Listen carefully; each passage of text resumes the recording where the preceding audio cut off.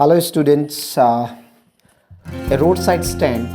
This is the next part of this poem, and in the previous part we have almost covered up to 22 lines, and from 23rd line onwards we are moving ahead. So please listen it too carefully about Robert Frost. A beautiful poem it is, and we are now describing it. It is in the news that all these pitiful kin are to be bought out and mercifully gathered in. These are the beautiful lines, and here the poet is quoting the news. The poet quotes the news, which highlights the evacuation and relocation of the poor villagers to the vicinity of the theatres and the shops.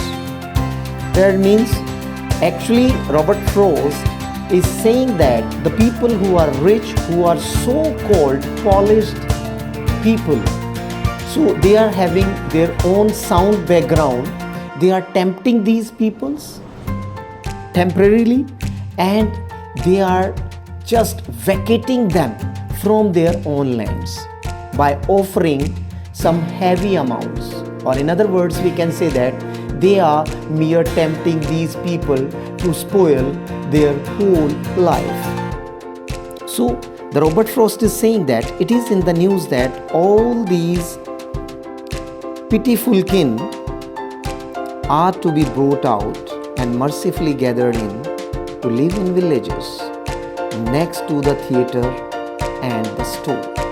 So it is quite clear they people are taking them to the vicinity. Vicinity means near the area of theatre and store to make them settle again. So by assuring them that after vacating this roadside stand, and if you just vacate these picturesque landscape and all, so we will definitely settle you down there. तो इस तरह से जो Robert Frost बताना चाह रहे हैं कि जो झूठे वादे किए जा रहे हैं इन लोगों से, इन लोगों को टेम्प्ट किया जा रहा है इन सभी चीज़ों को लेकर, तो यहाँ थोड़ी सी बात ध्यान देने लायक है. Where they won't have to think for themselves anymore, while greedy good doers, beneficent beasts of prey, swarm over their lives enforcing benefits. It is quite clear from right here that tall promises have been made to take good care of them. As I have earlier told you that they are making false promises to all these poor people in order to actually vacate their lands. So out of all these false promises, whenever they are understanding it, then outraged at the negligent attitude of the civic authorities, government and even social service agencies. So to all these people, the poet addresses them as greedy good doers, apparently benefactor but actually beasts of prey, who exploit the innocent village folk by giving them a short-term sense of security. The villagers are not being helped but harmed.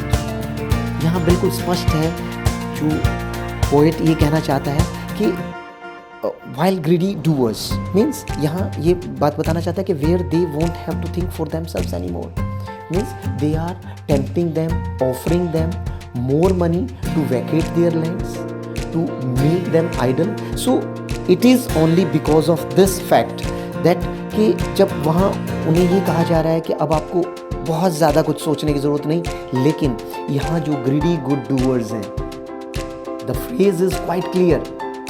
Whosoever is greedy, they can't be good enough. वो अच्छे तो नहीं हो सकते. तो outwardly they are seeming they are benefiting them, but actually they are exploiting them by misguiding them. So in fact, villagers are not being helped but harmed. So they pay a heavy price by losing their land. So that are, the next line is, that are calculated to soothe them out of their wits, and by teaching them how to sleep, they sleep idle.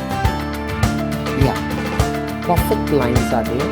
Here, poet wants to say that they are very practical enough, they are very calculated.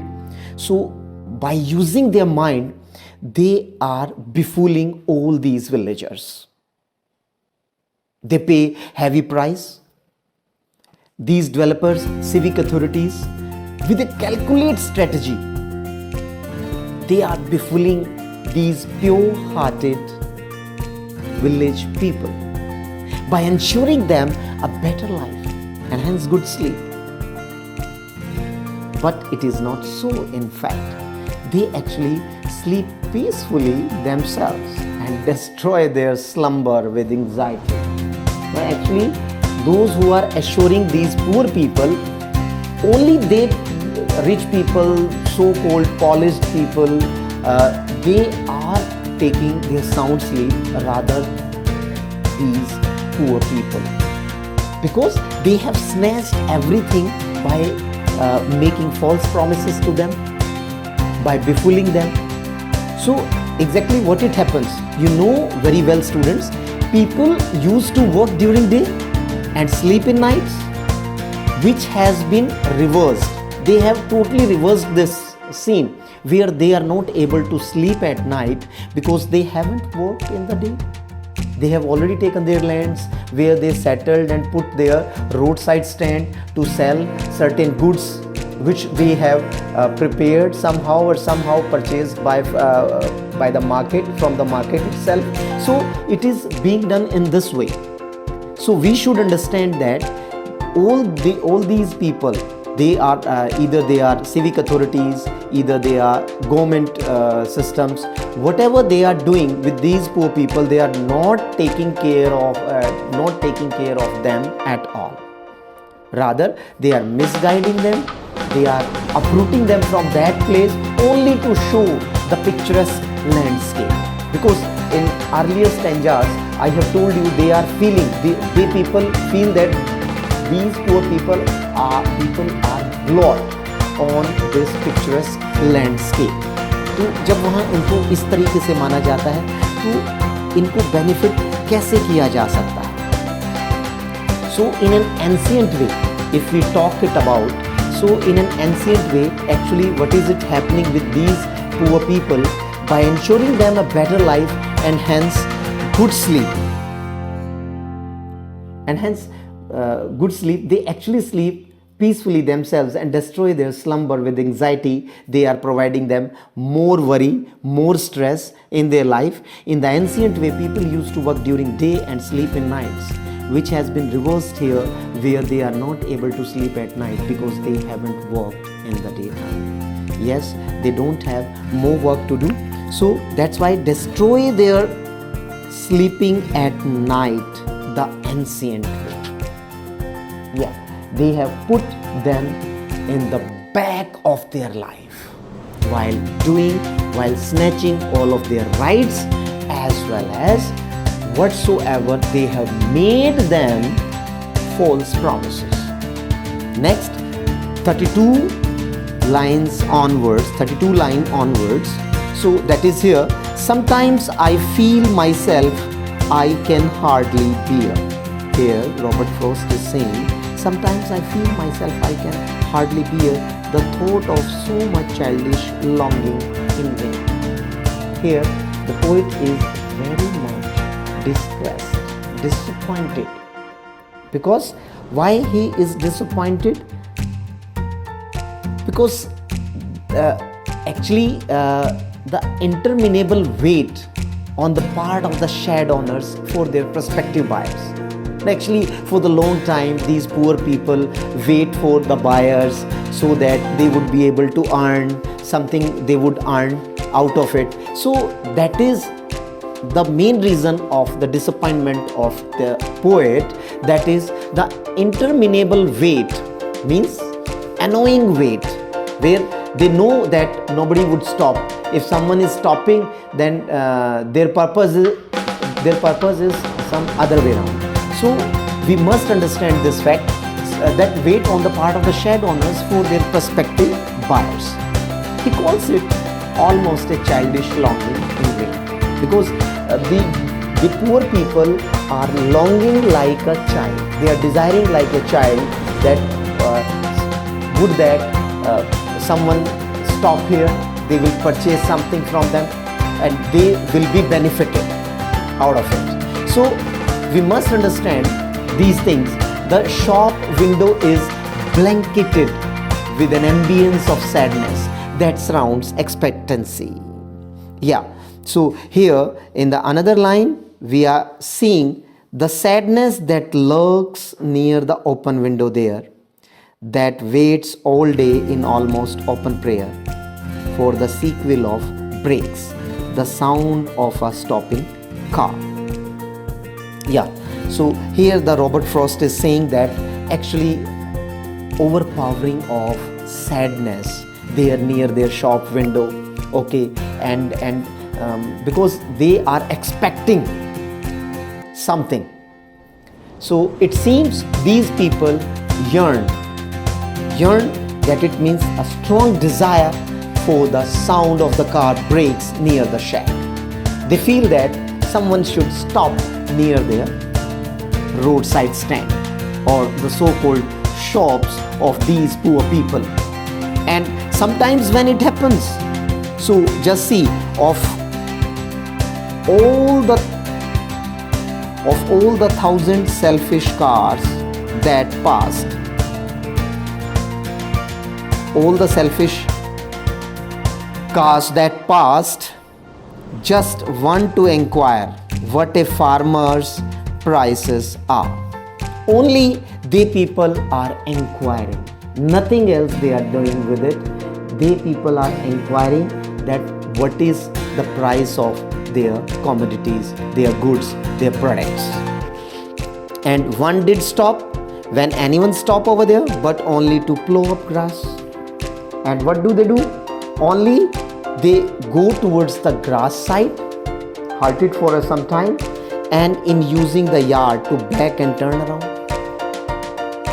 They people use their backyard to turn their vehicle.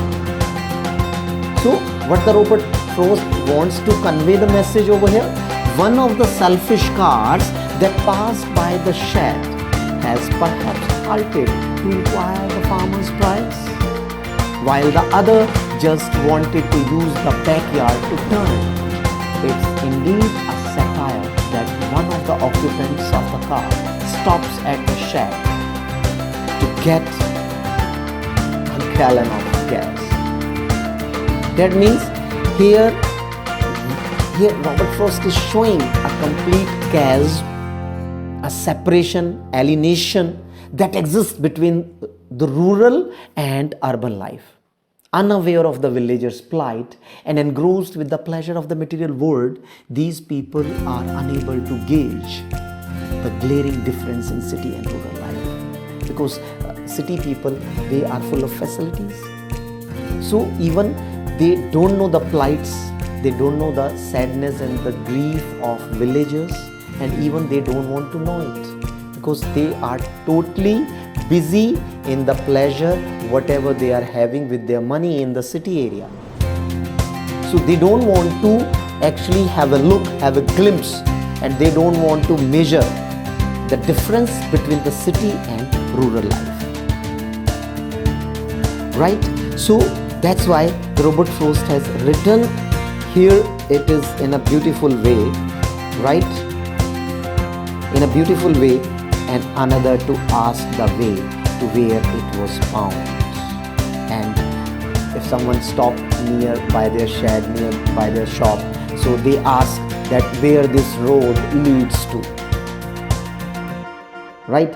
So कुछ तो ये पूछते हैं कि भाई आपका ये भाव क्या है इन चीज़ों का, कुछ ये पूछते हैं कि भाई अच्छा यहाँ गैस मिलेगी क्या वो लोग नहीं जानते हैं कि यहाँ गैस से इनका मतलब है कि पेट्रोल और डीजल उनकी कार के लिए, तो क्या उनको पता नहीं, दिख नहीं रहा कि ये पेट्रोल पंप है, फिर भी उनसे पूछते हैं. So exactly they people are totally engrossed in their own pleasure. ये अपनी खुशी में इतने व्यस्त हैं कि इनके बारे में वो जानना ही नहीं चाहते. And another to ask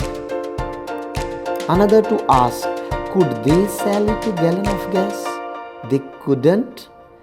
This crossly they have none, didn't exist.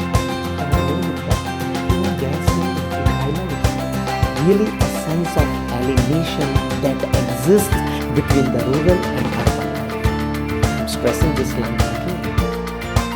I'm telling you, unaware of the villagers' cries of sadness and bruised with the pleasure of the material world, these people are able to gauge the glaring difference in city and rural life. This is right. And in the last stanza, the poet is totally depicting and oozing out thorough emotions of his that know in country money the country scale of gain. The country scale of gain. The requisite lift of spirit was never being found. The poet regrets that the yardstick of gain vested in money is not found in the countryside at all.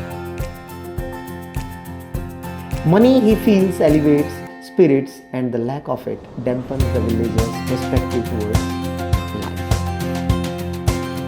Very beautifully, he has told that no, in the country money, the country scale of gain, the requisite lift of spirit has never been found. That it means, as far as it is concerned about the money matter, we won't found more money in the countryside area. And actually, this is one of the sadness of the poet, that is this the actually measurement of anyone, which we are not finding in countryside area. Yes, absolutely right. And definitely he feels that elevates spirits. Actually, he feels that with the help of money, anyone can higher their status. But the lack of it really dampens. Yeah, actually, it really weak the villagers' perspective towards life. They don't have another scope without money, because they are lack of money. That is the thing behind. They tend to express their grievance about our life, but bereft of money. Right? Actually, they are completely devoid of money. Bereft means completely devoid of money. So, or so the voice of the country seems to complain. I can't help owing the great relief it would be to put these people at one stroke out of their pain. The poet is at this point. The poet is overwhelmed, completely filled with the emotions, and contemplates, start thinking their pain. He starts feeling their pain at one go by changing their lives. That means people, to put these people at one stroke out of their pain. Actually, poet wants that. He wants to remove their pain, which is due to the lack of money in their life. So all of a sudden, and the next day, as I come back into the same, but whenever he comes to his logic, whenever on the next day, whenever he comes to his logic, same logic, rationality, thought, right? So, and a poised state of mind tells him the futility of this rash act, that there is no use of it. Whatever you want to do, if other people, if government, if political persons, if our society, they won't think about these people, then all of your thoughts would go in vain. उसका कोई फायदा नहीं. It might compel him to seek.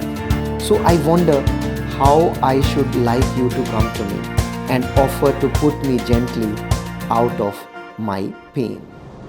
So here the poet is saying that he is thoroughly surprised, and there is enforcement on him that what he is demanding that gently out of my pain, and offer to put me gently out of my pain.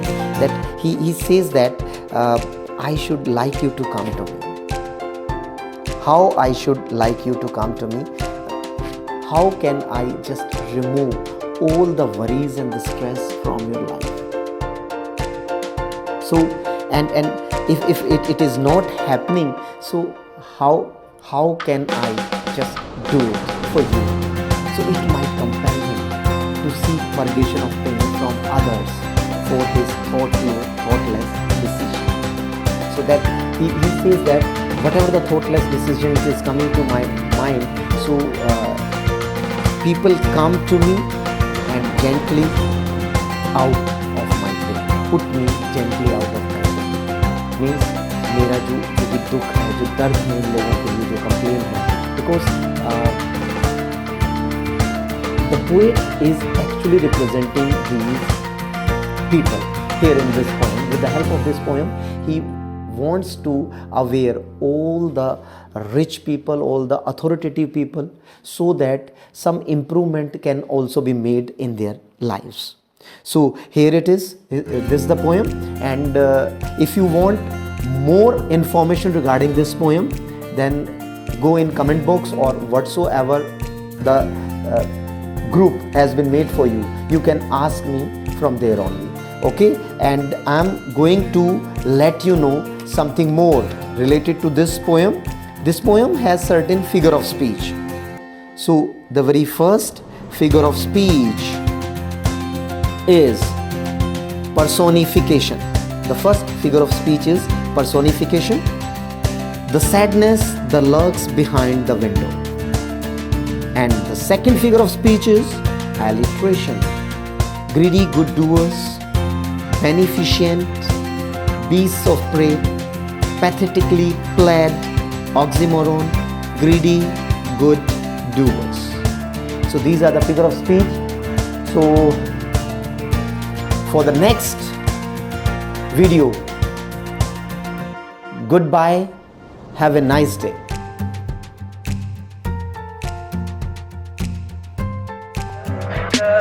Tell me pretty lies, look me in the face. Tell me that you love me, even if it's fake.